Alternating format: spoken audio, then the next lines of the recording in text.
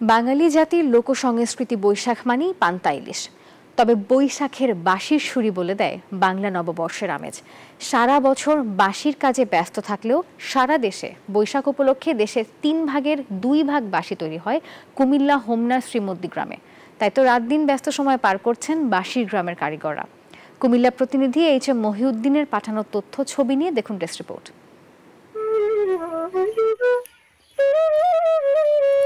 কুমিল্লার হোমনা উপজেলা সদর থেকে 1.5 কিলোমিটার দূরে শ্রীমদ্দি গ্রাম।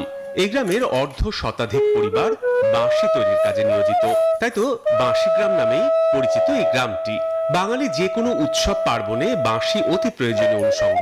তাই তো নববর্ষে রাত দিন এখানকার কারিগররা ব্যস্ত বাঁশি তৈরির কাজে।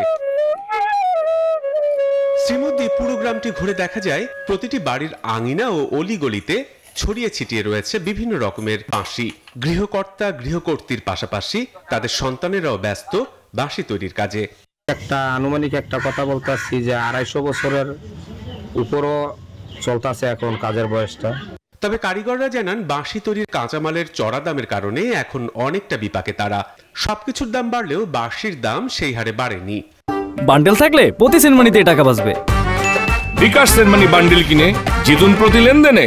বাঁশি তো আগুন দিয়ে কয়লা দিয়ে পুরাইতে হয়, কয়লা এখন আমরা পাইতেছি না।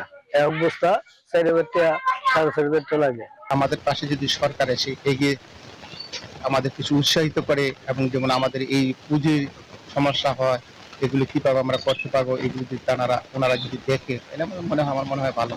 রোদে শুকিয়ে ফিনিশ করে লোহা কয়লা ধারা গরম করে মাপ অনুযায়ী বাঁশে ছিদ্র করা হয় এবং মান্দাল কাঠ দিয়ে কড়ি তৈরি করে বাঁশের মাথায় আটকিয়ে দেওয়া হয়। আর এভাবেই তৈরি হয় এক একটি বাঁশি। অর্ধ শতাধিক পরিবার এই শিল্পের সাথে জড়িত।